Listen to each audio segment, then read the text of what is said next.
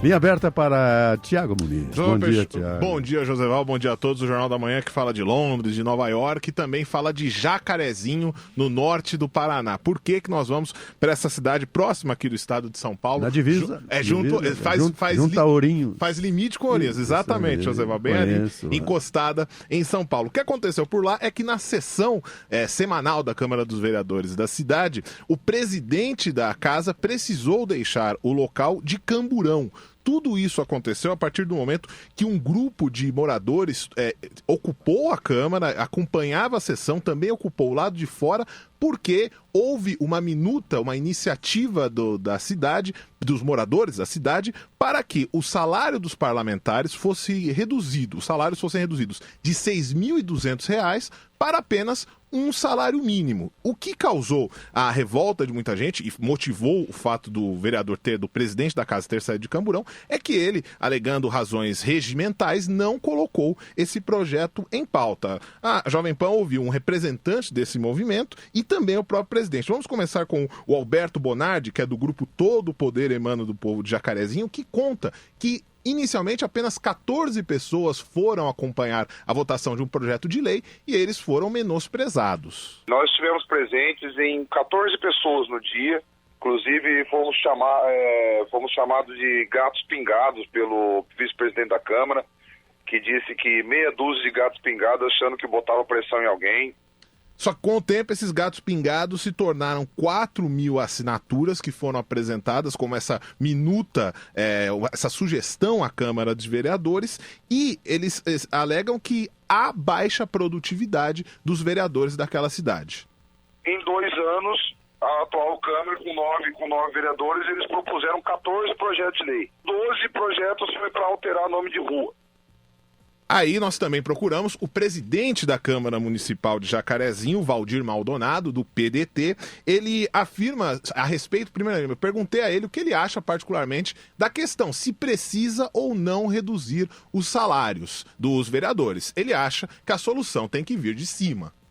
Eu acho que quem ganha muito dinheiro são os deputados federal, deputado estadual e senadores. Quer moralizar, quer reduzir, começa lá de cima. E o presidente da casa, Valdir Maldonado, também afirma que não colocou o projeto em pauta, apesar da grande presença popular nas galerias da casa e também do lado de fora, por razões de regimento. E como que eles protocolaram a minuta no dia 24 e trouxeram a assinatura ontem, dentro da Casa de Lei existe uma tramitação de projeto. Esse projeto ele será válido para a próxima legislatura e ele, se aprovado, ele pode ser apresentado até 90 dias antes das próximas eleições, mas ele acha que isso não deve acontecer, que ele deve ser apresentado antes. Mas fica aí, Joseval, professor Vila, uma discussão sobre a pressão popular, a iniciativa popular. Será que o cenário de Jacarezinho pode ser ampliado para o acompanhamento das assembleias legislativas da Câmara Federal? Nós já vimos em outras cidades, na esfera, portanto, das câmaras municipais, manifestações desse tipo e com êxito, né? Através da mobilização, a diminuição dos salários dos vereadores, do presidente da Câmara, do prefeito também, afinal isso é votado pela Câmara Municipal. Eu acho que são esses movimentos que a gente começa a perceber que a cidadania está se construindo no Brasil. Cidadania é isso, não é baixar a cabeça, achar que a cada 2 anos você vota que está resolvido o problema. A participação ela é constante e nós temos de cobrar os vereadores, os deputados estaduais, federais, senadores que votamos, assim como prefeitos, governadores. Tenho muito medo, governadores. professor, dessa chamada... O senhor está defendendo a democracia direta. Eu tenho muito medo disso. Não é. Porque o povo os líderes são os pelegos que são coordenados, comandados e financiados pelo poder. Eu acho que o princípio da ordem que está na nossa bandeira é fundamental. E a ordem eu acho que é eleger representantes para cuidar das leis da cidade. Não estou defendendo a democracia direta, desculpe. Não. Eu estou defendendo o seguinte, que a sociedade civil organizada, sim, manifestação, participe.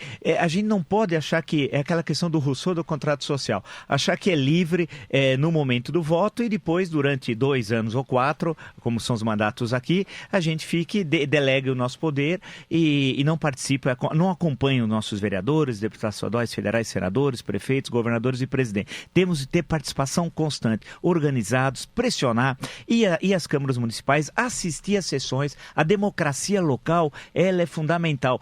Porque é difícil a gente ir na Assembleia Legislativa. Quem vai se deslocar do interior para a cidade de São Paulo? Ou se deslocar em São Paulo, por exemplo, e ao Palácio tem mais o que fazer, professor. Então, por isso que elege gente para fazer lei. Mas não pode transferir. A vontade não se transfere. O desejo de participação. A gente tem representante. O representante não retira a nossa responsabilidade pela coisa pública. A nossa responsabilidade ela é permanente. Então, assistir sessão da Câmara, tem cidades no interior que é uma sessão semanal, né? Então, você tem de comparecer, sim, olhar o seu vereador. Comparecer e cobrar, né?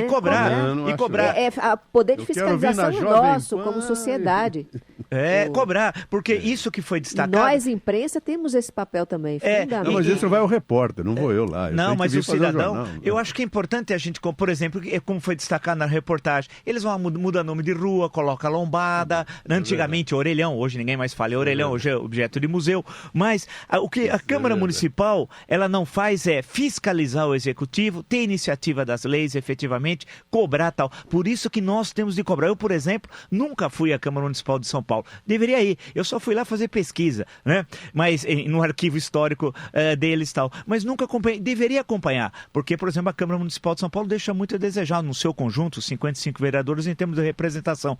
Temos de acompanhar. Quando a sociedade civil for organizada, a gente muda o Brasil. Por exemplo, no dia 16 de agosto, nós vamos às ruas. Nós não elegemos o presidente da República assim, acabou. Isso é outra coisa. Não, nós vamos cobrar de deputados e senadores o impeachment da presidente. Claro, cometeu crime, segue a Constituição, temos de tirar esse governo, como em qualquer democracia. Sem a nossa participação, a gente não muda, e a participação tem de ser permanente. Isso é diferente de democracia direta, que é uma outra coisa. Todo poder emana do povo, né? E do povo, e principalmente do povo organizado. Mas essa frase está na eleição, na hora que você vota. Exatamente. E na hora que você cobra também. E nós conseguimos derrubar um presidente eleito. Dentro da legislação, nós conseguimos derrubar, o povo conseguiu derrubar esse presidente eleito, né? O Fernando Collor de Mello. Se não fosse a pressão popular, talvez os deputados não tivessem iniciado a CPI. E na semana passada nós discutimos aqui, ou retrasado, se não me engano, uma cidade que agora me fugiu o nome dela, mas que a pressão popular levou a uma diminuição do salário dos vereadores, né, e do prefeito. Foi a mobilização e a presença no plenário. Salvo engano, professor, é Santo Antônio da Platina, que é vizinha de Jacarezinho. Perfeito. Ou seja... isso é bom que se espalhe. A gente tem de deixar os nossos representantes, não é assim, votamos, lavamos as mãos. Professor, qual é a sua definição de ordem? Ordem é não ter corrupção, ordem é ter respeito às leis, ordem é participação de sociedade organizada. Para mim, ordem é a ordem jurídica, ela que vale. Não, para mim o que vale é a ordem política e colocar bandido na cadeia. A política não ordena nada, o que ordena é o direito. Não, o que ordena é a participação popular. Eu queria lembrar que aquelas manifestações, né, de junho de 2013, muita gente acha que não houve nenhuma consequência, mas houve sim. Não sei se vocês se recordam, mas o fim do voto fechado no parlamento foi conseguido graças à pressão popular nas manifestações de junho de 2013, né? Que eu acho que já popular condenou Jesus Cristo também, viu, dona? Não. Aí não. Isso reza a lenda. Não, a questão toda... O senhor estava lá? Não estava lá, mas se nós fazermos uma leitura...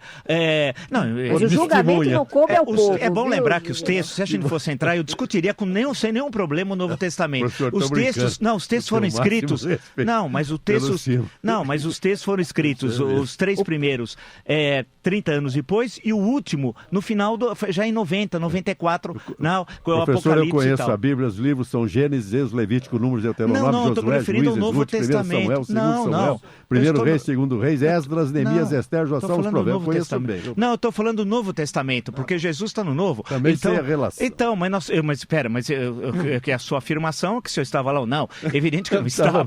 Gostaria até de estar. Eu tenho o máximo respeito pelo Não tem nenhum problema, mas a questão que se coloca ali é diferente, tem de ver o que envolvia o Império Romano, a relação entre o Império Romano e o poder pré-existente. Aí tem uma longa discussão que envolve poder político e poder religioso no Império Romano, especialmente naquela região que era absolutamente irrelevante, vale lembrar, para o Império Romano.